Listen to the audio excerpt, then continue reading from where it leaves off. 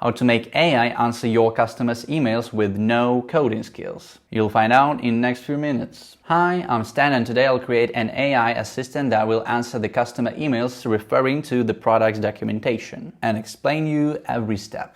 I am going to use OpenAI's Assistant API and some low-code automation magic of Latenode. Also, I leave this template of Latenode scenario from this video in the description. So first thing that you have to do is to go to OpenAI's API and create an assistant.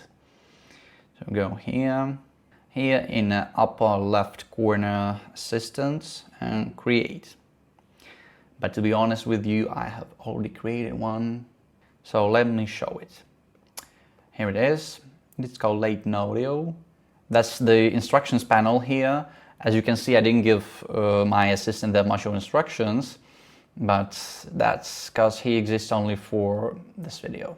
What I recommend you to do here is to tell your assistant to use the attached files, otherwise it may not. Here is the models. You can choose any model you like, but it should have retrieval tool, so we can attach some files to our assistant. I use TXT file because it shouldn't be good looking here. All our assistant wants is information, so yeah. But what did I put in this file? Simply, it's just the first chapter of Latenode's documentation called Quick Start. I just simply put it in HTML to TXT converter and got it. After you create your assistant, you'll get its ID. We'll need it later. And last thing that we have to do in Assistant's API is to go to API keys and create a new secret key. Here it is. And after that, let's switch to Latenode. That's the scenario that we need. And once again, you can use it as ready-to-go template. Link in the description. You're welcome. So how does it work? It gets the unread messages from our mailbox, sends it to our assistant that we've created. Assistant gives the answers to these messages and then sends it back to customers via Gmail. And after that, we mark these messages as unread. Well, to be exact, these are triggers. This is the schedule trigger, so it activates the scenario at any period of time set here every hour. And here is a webhook trigger, just in case you need to activate your scenario manually. That is the HTTP node that uses requests from Google Workspace to get the list of unread messages. Then this list of unread messages goes to Iterator, and then we take the body of each email and create a variable out of it in the JavaScript node. But before we send these email bodies to our assistant, we have to create a thread or chat with our bot. We do it in the same name node called create thread. As you can see, it is not connected to other nodes. That's just because we have to create only one thread. Well, OpenAI recommends to create a thread for every conversation, but it's just cheaper if you want to create one thread for each conversation with your assistant. You have to put this node here.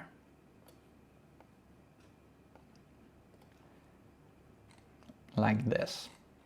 After the thread goes creating message, then we create run to make our assistant answer our message.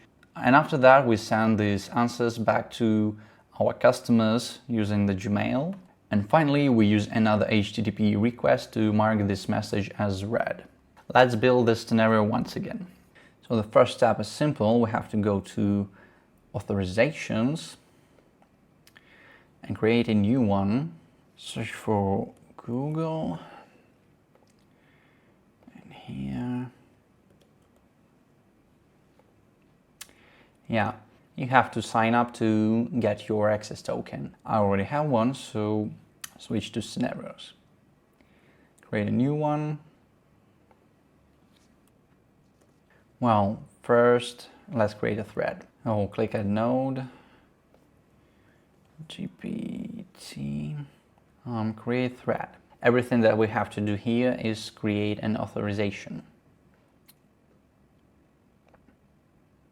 And now let's click Run Node once. That will save the changes automatically and generate the thread ID. So here should be our thread ID.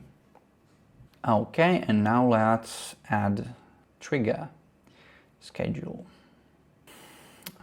Well, let it be every week on Monday, 7 o'clock. Save. Now let's add our first HTTP request. Here it is. To set up this node, you have to visit Google Workspace. All the links in the description. So you have to take this link and put it here in URL. All you have to do with this link is to put your email address here instead of this, and add this thing to get a list of only unread messages. Choose method as get and add this thing, authorization and bearer. And this access token, you can get it if you click here and choose authorizations, and then you choose your Gmail authorization that you have created here. Okay, so the ready node looks like this. And after that, we run this node once to make data flow and to save the changes. Brilliant, this status means the success. Okay. After that, we have to put our array of unread messages into the Iterator. For that, go to Tools and choose Iterator in Actions. Here it is. Inside of this node, we have only one field, so it's pretty easy. What we have to put here is this object. That's it. Just save it with clicking Run Node once. Boom. As you can see, Iterator has two connection points, and we need the upper one now because nodes that are connected to the upper connection point executed the number of times that is equal to the number of objects in the array.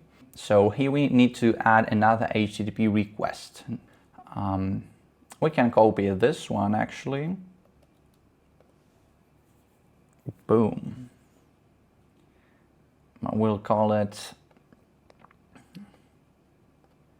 here it is, but we'll call it get messages. This node gets the bodies of the listed messages. So to do it, we have to delete this and add the ID array from the Iterator. Here it is. Okay. And we have to add another entry in headers and call it content type. And here, application JSON. That's it. Let's run once. And here is the body of our email. But there could be more than one email, so we have to create a variable out of email body. For that, we'll add a JavaScript node. It's here in code section, JavaScript. Inside the JavaScript node, you have to put this code, link in the description, copy, and see here you see the reminder that this number 6 stands for the number of previous node. We have to change it for number 5. Let's do this. That's it. Let's run once. Cool. Here we have two variables, email from and email content, with the email of a user and the content of his message. If you need to add some other stuff, you can use the AI assistant. We have a short video guide how to use it. It's very simple. You're welcome to watch. Now we're switching to the nodes connected with our GPT assistant, and the first node is create message. Here it is in ChatGPT, create message. This node obviously creates a message for our assistant. To make it function, we need to insert the API key once again. Here we should put our thread ID that was created in create thread node. Here it is. Copy content.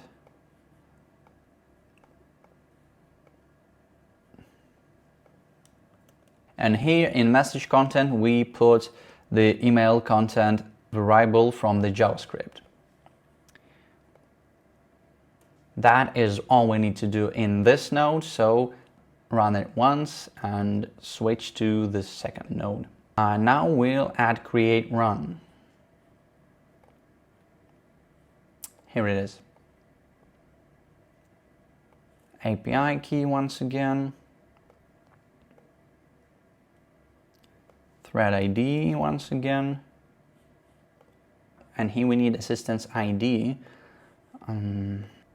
Okay, here it is. Here we choose the model of our assistant. In this case, it's GPT-41106 preview.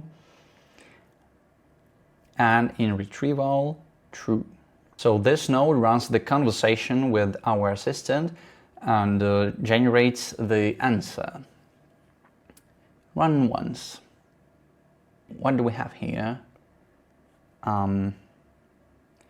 Messages, body, data, content, text, value.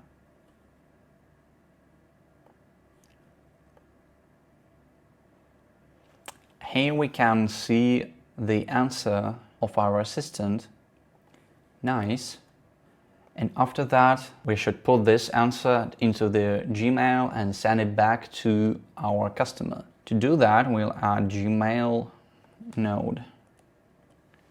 Here it is, send Gmail. So here we have to put our access token for assistant's mailbox. We need to add entry to column and put here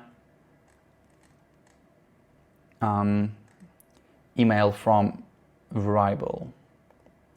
So our assistant would be able to answer the person who was asking the question. Here, like from name, Latenode, subject, tech, support, and in the email body we put the answer from the create run node. Here it is.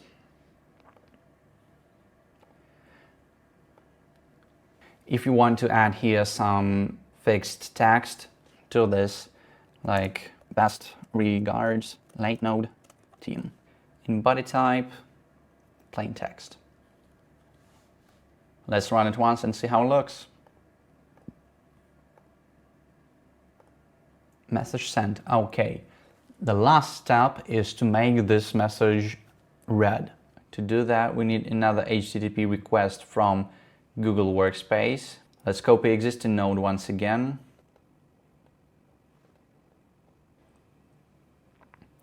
Here it is. Connect it, and what we need to change here, let's add modify. Change method to post.